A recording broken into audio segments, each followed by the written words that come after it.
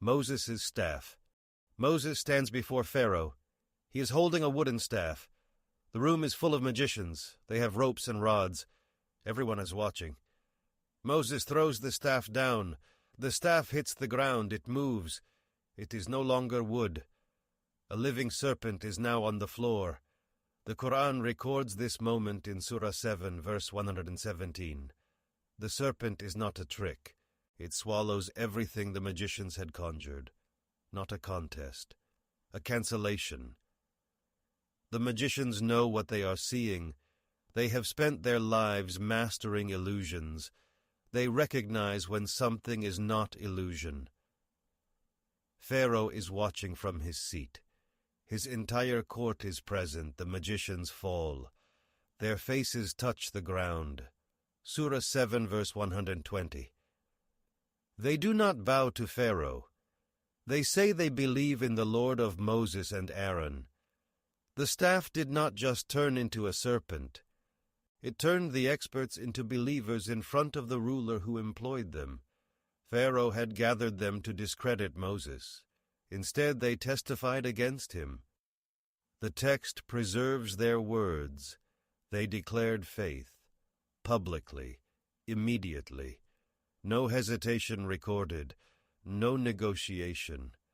But the staff is not finished. Later, at the sea, the command comes again. Moses is told to strike the water. Surah 26, verse 63. The sea splits. A path opens. A wall of water stands on each side. The same wooden object. A serpent inside the palace. A highway through the ocean outside the palace. Two different miracles. Same piece of wood under divine command. The staff is not a magic trick that works once and is forgotten. It is an instrument reused across the Exodus narrative for distinct public signs. The magicians prostrated, the sea split.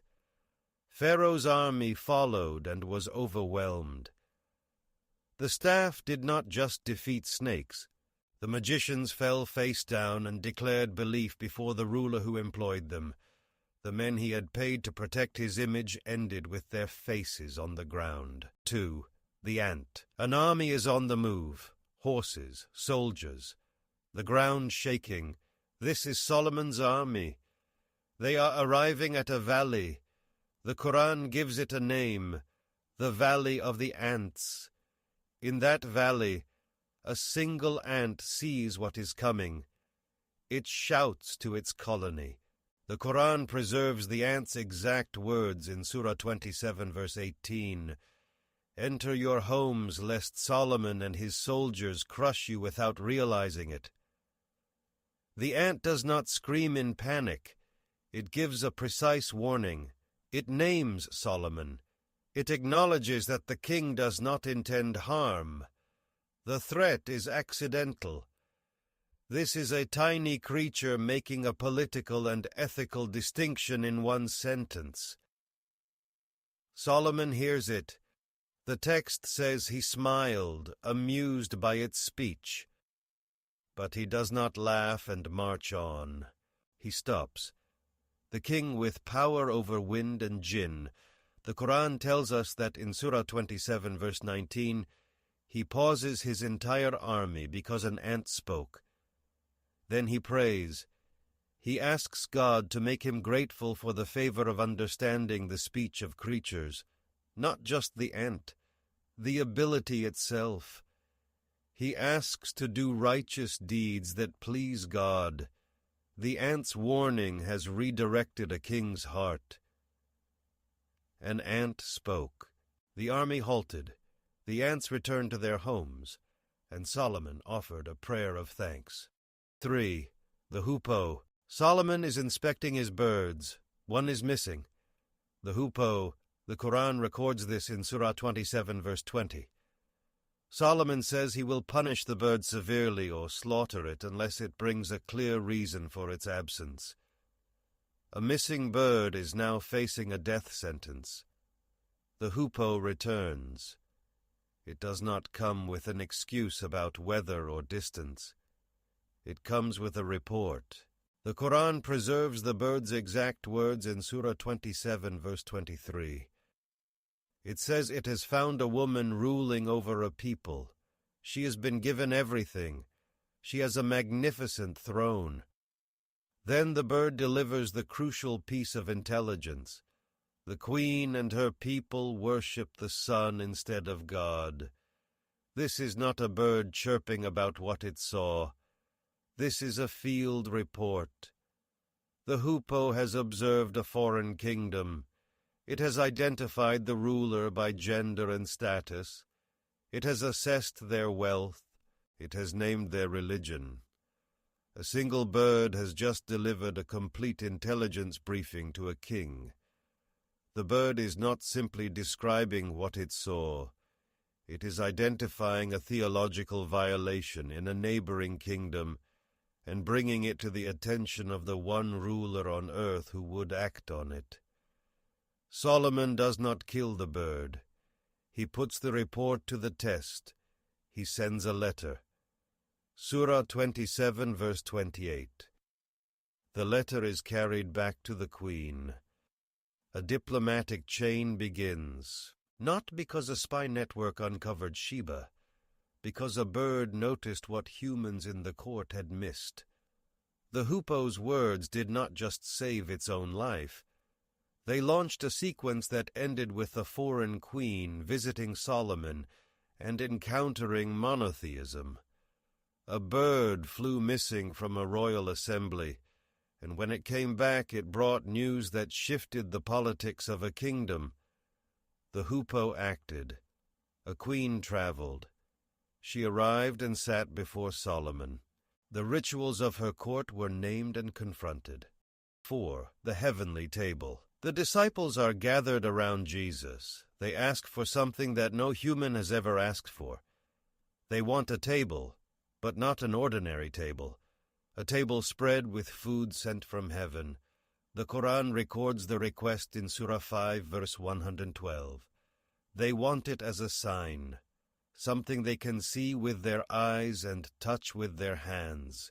They say it will reassure their hearts and prove that Jesus has spoken the truth. Jesus hears them. He does not say no. Instead, he turns to God and prays. He asks God to send down a table spread from heaven. He calls it a festival for them, a sign, and provision from the one who provides all things. That prayer is recorded in Surah 5, verse 114. Jesus asks for it, and God answers. But the answer comes with something unexpected. God says he will send it down. Then he adds a condition. The Quran preserves God's exact words in Surah 5, verse 115. Anyone who disbelieves after this, after the table lands, after the food is eaten, after the miracle is undeniable, God will punish that person with the punishment he has never given to anyone else in all the worlds. The table is not just a gift, it is a test. The same food that would fill their stomachs would also become a witness against them if they ever turned away. The table descends from the sky. Classical tafsir like Ibn Kathir describe it arriving with bread and meat. But the real weight of the table is not the food on it. It is the sentence that came with it. A meal from heaven, and underneath every bite, a warning that no generation before them had ever received. The disciples ate. The table became a memory of divine generosity, but it also stood as a permanent line in the sand. Those who witnessed it could never say they had not seen enough. The table fed them. It tested them. The food that filled their stomachs became a witness, and anyone who rejected the sign would face the unique punishment God had warned. 5. The she-camel of Salih. The people of Thamud wanted a sign. They had rejected every warning from Prophet Salih. Now they asked for something visible. something they could not explain away. The Quran records their demand in Surah 7, verse 73. They asked for a she-camel to come out of a nearby rock, a clear physical miracle. God granted the request. A pregnant she-camel emerged from the rock exactly as they had specified. Classical tafsir like Ibn Kathir describes the moment. The stone split open, and a massive camel stepped out in front of the entire community. Salih gave them the command that changed everything. The camel belonged to God. She would drink from the water sources on her designated day, and the people would drink on theirs. No one was allowed to harm her. If they did, a painful punishment would seize them. The she-camel was not just a miracle, she was a test. The Quran spells out that her presence divided the community. Some believed Salih, others waited. The powerful among them saw the camel as an inconvenience. They did not want to share the water, so they planned to kill her. One man stepped forward and hamstrung the camel. He cut the tendons in her legs and brought her down. The killing is recorded in Surah 7, verse 77. Then the people challenged Salih to bring the punishment he had warned about. His response is preserved in Surah 11, verse 65. He told them they had 3 days left. They had 3 days of enjoyment before a punishment that would not be delayed. 3 days passed. Then a mighty blast came. The Quran says in Surah 7, verse 78 that an earthquake seized them. They fell dead in their homes. An entire community that made a demand, received a miracle, and then killed the sign in front of them was wiped out in a single morning. A camel that was supposed to be a proof became the reason for their extinction. They asked for a sign. They received it. They killed it. And 3 days later, they were gone. If this episode is opening your eyes to what Islamic sources actually say about these Quranic objects, subscribe, hit the bell, and leave a like. That's what makes YouTube show this to more people. Let's keep going. 6. The palm trunk in Maryam's labor. Mary is alone. The pains of childbirth have driven her to the trunk of a dead palm tree. She is exhausted. She is afraid. And she's in the middle of a trial that no one else can see. The Quran places this moment in Surah 19, verse 23. She wishes she had died before this day. She feels forgotten. Then a voice comes. It calls from beneath her. It tells her not to grieve. It tells her that her Lord has placed a stream at her feet. And then the voice gives her a command. Shake the trunk of the palm tree. Fresh, ripe dates will fall onto you. That voice and that command are recorded in Surah 19, verses 24 and 25. She shakes the trunk. She is in labor. She is weak, but she obeys. And the dates fall, ripe, ready to eat. At the same moment, a stream appears near her feet. Water, food, comfort, everything she needs arrives exactly when she cannot go anywhere to find it. It is how the miracle happened. No crowd, no public display, no enemy to defeat. The same divine command that turned a staff into a serpent in front of Pharaoh. The same authority that brought a she-camel out of a rock for an entire nation. That same command is now directed at a palm trunk in the middle of nowhere, and the result is not a spectacle. It is sustenance for one woman in pain. She eats, she drinks. The Quran says in verse 26 that she is told to cool her eyes. The tree that was barren a moment ago now feeds her. The ground that was dry now gives her water, a private miracle, a quiet provision, and a mother who is ready to face what comes next. The rock that gushed water for Moses' people. The thirst was unbearable. The Israelites were in the desert, no water, no shade. The crowd turned to Moses with anger and fear. They demanded water. They said they would die if nothing changed. The Quran records this moment in Surah 2, verse 60. They were a nation trapped between sand and sky, and they had nothing to drink. Moses did not panic. He turned to his Lord. And the command came, "Strike the rock with your staff." He obeyed. He lifted the staff and hit the stone. And then the impossible happened. Water burst out. Not a trickle, not a slow seep. 12 full springs gushed from the stone at once. The Quran states this explicitly in Surah 7, verse 160. 12 springs, one for each of the 12 tribes. Every clan saw its own water source open in front of them. No tribe had to push or fight. No one was left thirsty. A single rock that had no moisture inside it a moment earlier now fed an entire nation. The rock was not just a source of water. It became a witness. Classical tafsir, including Ibn Kathir and al-Tabari, note that the people drank and survived. But they did not stay grateful. They complained again about food. They asked for different provisions.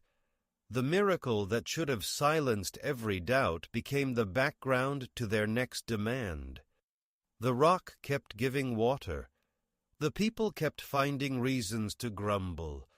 The Quran preserves the command, the strike, and the 12 springs. It also preserves the people's response. The water was a mercy. But the record of their complaints stands right next to the miracle in the scripture itself. The stone split and poured out enough water for a nation.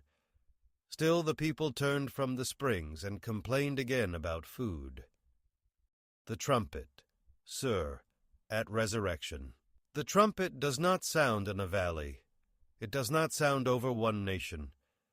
The Quran calls it the Sur. And when it is blown, everything stops. Surah 39, verse 68 states it plainly. The trumpet will be blown, and everyone in the heavens and everyone on the earth will faint dead, except those whom God spares. The first blast is not a warning. It is an ending. Every living thing falls. Every voice goes silent, every kingdom, every army, every empire that ever stood, gone in the space of a single note. An instrument made to produce sound becomes the last sound the living world hears. Then something shifts. The Quran says the trumpet will be blown a second time. In the same verse, Surah 39:68, the text records the moment. They stand up. They look around. Every human being who ever lived is now on their feet. The dead are no longer dead. The resurrection has begun. This is not a metaphor. The Quran describes the physical reaction of the universe to that sound. Surah 69, verses 13 through 18 says, "The earth and mountains will be lifted and crushed with a single blow. The sky will split open. The angels will stand at its edges. The throne of God will be carried above them on that day." That is what one instrument, one sound, one command sets loose in creation.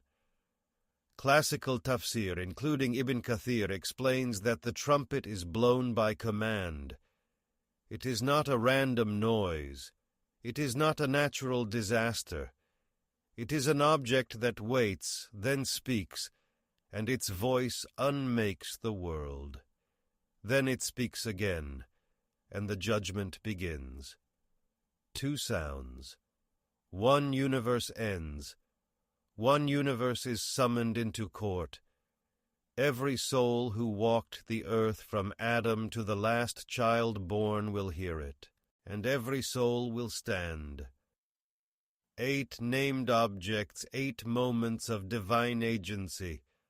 The staff that became a serpent in the court of Pharaoh and split the sea. The ant that stopped a king's army with one warning cry. The hoopoe that brought intelligence from a foreign land and changed the political map. The table that descended with food and an immediate warning. The she-camel that was a living sign and whose murder brought a nation's end. The palm trunk that fed a mother in labor when no one else could reach her. The rock that split into 12 springs for a thirsty nation. The trumpet that will end the world and start the judgment with 2 sounds. A rod, an ant, a bird, a rock. What these moments show is how small tools, when given a command, can reorder a world, an invisible chain of power that any civilization can find operating beside its own.